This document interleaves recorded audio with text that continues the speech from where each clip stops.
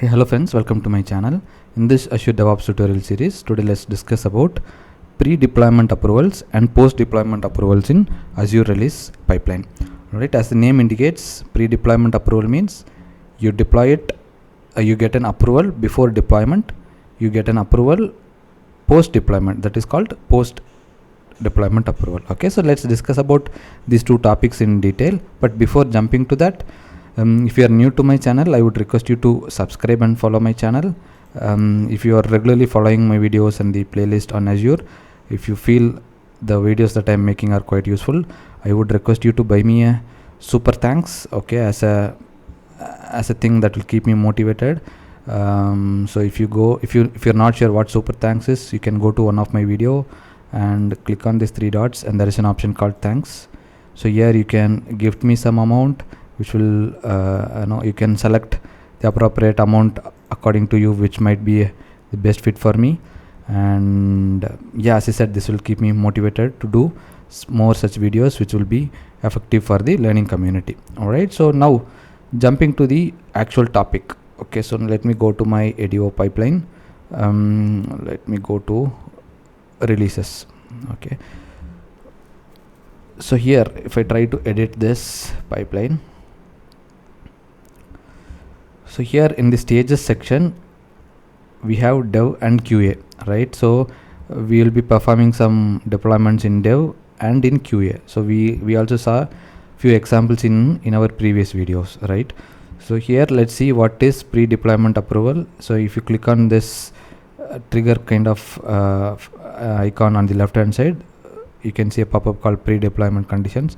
So I can click here to select the pre-deployment condition. Similarly, at the last you have a human icon where I click on that, we have something called post-deployment approvals. Okay, before that, let's try to understand why what this is and why do we actually need this. This is more of a definition kind of thing, which will actually help you understand why do we actually need pre-deployment approval. Okay, so first main thing is it will prevent unauthorized or accidental deployments. Okay, as a human being, right, we will be trying to deploy few things, but for some reason, right, we do not know what we are doing. So it can be an accidental release, okay, or it can be an unintended deployment. So, and also sometimes unauthorized people also will trigger a production deployment. So if you do not want all these kind of things to happen, only an designated approver can approve your deployment. Okay, so in this kind of situation, basically if you want to prevent unauthorized or accidental deployments, you go for a pre-deployment condition. Okay, in single line, pre-deployment approval stops the pipeline before it deploys to a sensitive environment like QA, UAT, prod, pre-prod, etc. Okay, so as I said, it will prevent accidental release, unintended deployments, and unauthorized people triggering a deployment to production. Alright, next, second main thing is a compliance and change management.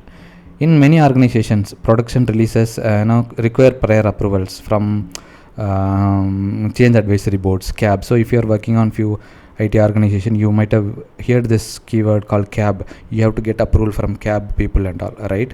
So usually when whenever you want to deploy, or whenever multiple people are using same area, you might need to get an approval from a change advisory board. Okay, so for this kind of situation, pre-deployment approvals might be very much useful, and you might need to get approvals from product owners or even release managers. Okay, so pre-deployment approval acts as a formal authorization before touching the actual environment.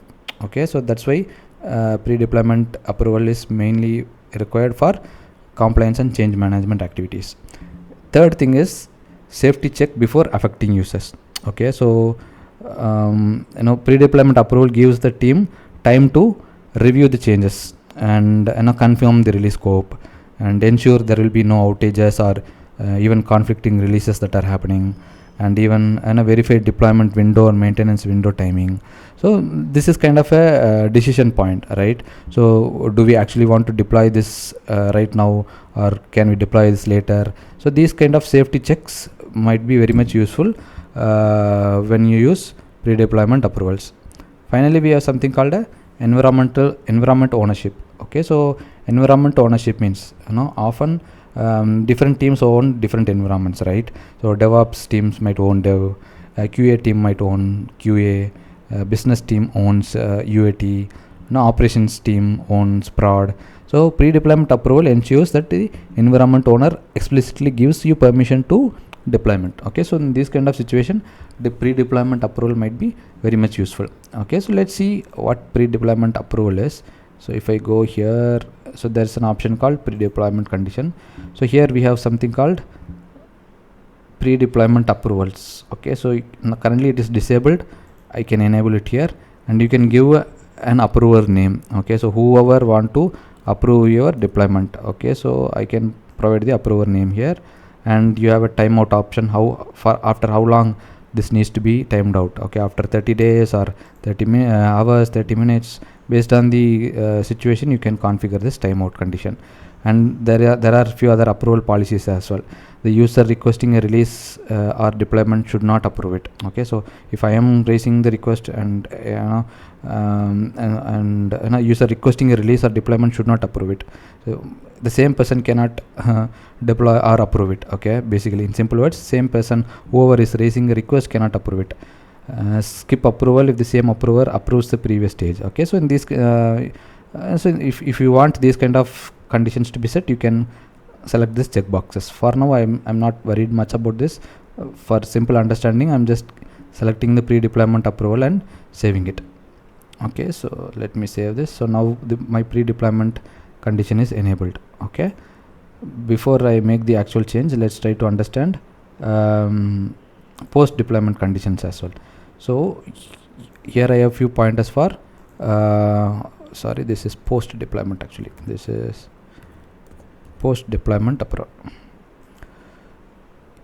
In post-deployment approval, we have, first thing we have is governance and compliance. Okay, many organizations actually requires an approval step to maintain compliance, especially for production environment, right? So this governance and compliance, this ensures no deployment, the post-deployment approval actually ensures no deployment proceeds without explicit review by an authorized person or a team. Okay, that's why you actually need a governance and compliance. A lot of people actually get confused. Why do we actually need a post-deployment approval? The deployment is already done, right? Still, why you need an approval? That's what people might think. Okay, but the pointers I have listed down here are very much important to actually understand why you required approval post deployment as well. Okay, the first point is governance and compliance. Second thing is quality and risk control. Okay, even if the automated tests pass, okay, so whatever we configured previously passed. Now some environments like UAT production requires a manual confirmation. Okay, so because business users might validate the deployment, QA might verify functionality post deployment, teams ensure everything looks correct before finalizing the release. Okay, this reduces the risk of bad deployments being marked as successful. Okay, for some reason, even though the deployment did not go well, or some tests are failed, and so we do not want we do not want to reject the deployment, or we do not want to mark it as a bad deployment. Okay, so in those kind of situation, even post deployment approval might be very much useful. Okay, and third thing is audit trail. Okay, so ADO keeps full audit log, like who approved the deployment and when it was approved and those kind of things and all. Okay, so that's why post deployment approval is all by enabling the post deployment approval, you can have a key tracking of this particular point, audit trail as well. All right, and fourth, we have something called final checkpoint before marking deployment as successful. Okay, so there is a practice in real time. Okay, people actually mark the deployment as successful once the deployment is completed successfully. Okay, so a post deployment approval is often used in cases where deployment happens automatically. Whenever there is an automated deployment, okay, it shouldn't look like it is not unattended or people are not taking care of it, isn't it? So whenever an automated deployment happens, people actually provide approval post deployment as well. Final verification, even though deployment happens automatically, the final verification with help of smoke testing, visual check testing, functional check testing is actually done manually. Okay, so until the approver confirms everything is okay, this stage will remain waiting for approval state only. Okay, so that's why a manual final checkpoint might be important after automatic deployment as well. Very final thing, it will actually prevent automatic propagation to next stages. Okay, if you have multiple stages like dev, QA, UAT, prod and all, you may want the pipeline to automatically deploy to QA but not proceed to UAT or prod without manual sign off. Okay, so post deployment approvals will let you control this, right? So because UAT and production might be very sensitive area, so you do not want to actually automatically deploy to UAT and prod without a manual approval. Okay, so that's why post deployment approval might be very much useful. Okay, if you want to look at a very basic use case. Okay, so let's say a deployment run in a UAT stage. Okay, let's say in UAT you are trying to perform a deployment. Okay, a deployment runs automatically. Okay, so and what will happen, business testers might validate your functionality. Okay, and product owner approves the deployment only after the validation. Only then the release pipeline marks UAT as successful, which will allow the promotion to production environment. Okay, so this is like a one-liner use case of why you might need a post deployment approval. Okay, let's see practically like how pre and post deployment activity actually works. So here I have enabled the pre-deployment approval already, right? So here I will go and enable post deployment approval as well. So similar to pre-deployment, I will add a reviewer for now. Okay, so you can set a timeout and approval policies and all, you can set it here, and I'm just saving it. Now assume you are trying to make a change. Let me create a new branch. I want to trigger my build, right? So let me make as testing. For now, let me keep it as testing. Let me go and make some changes to the existing build. Let me edit it. I'm just making some basic change to my YAML. Hi, I'm just committing this change,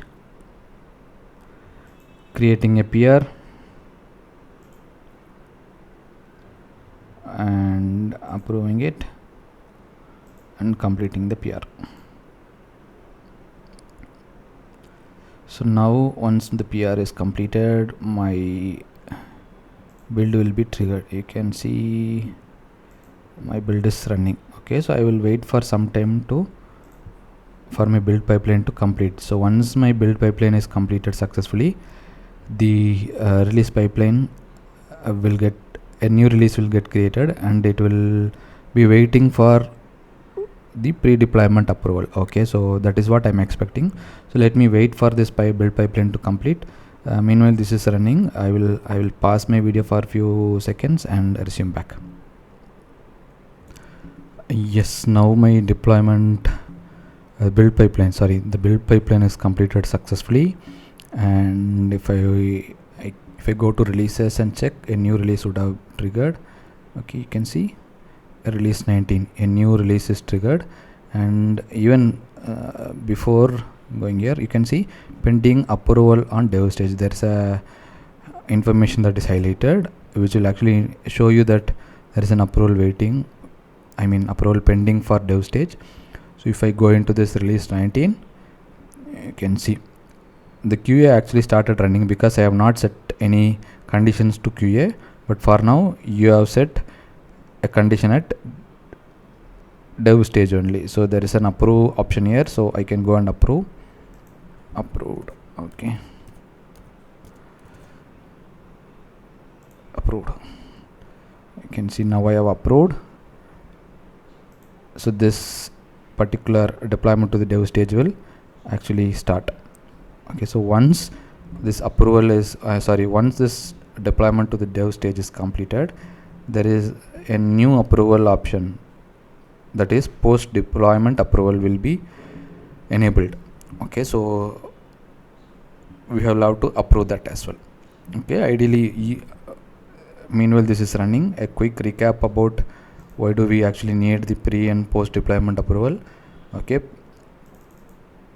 pre-deployment approval is required to prevent unauthorized or accidental deployments, for compliance and change management options, safety check before affecting users, and environment ownership. So in order to preserve all these things, you need a pre-deployment. Post-deployment approval is required for governance and compliance, quality and risk control, audit trial, final manual checkpoint before marking the deployment as successful, and preventing automatic propagation to next stage unless a manual approval is provided.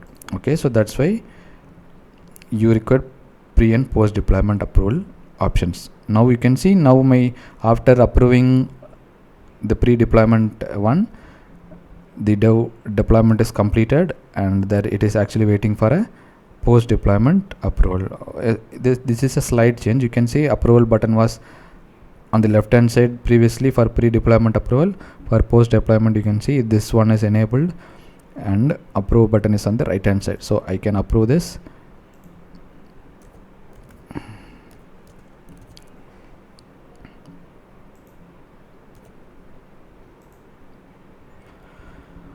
Alright, so now once I think all these steps are as expected, I have approved the post deployment. I have provided the post deployment approval as well. Okay, so this way you can actually control your entire deployment activities by using pre and post deployment activities, pre and post deployment approvals in Azure Release Pipeline. Alright, I hope you guys actually understood how this option works. If you have any queries, please let me know in the comment section. Thank you.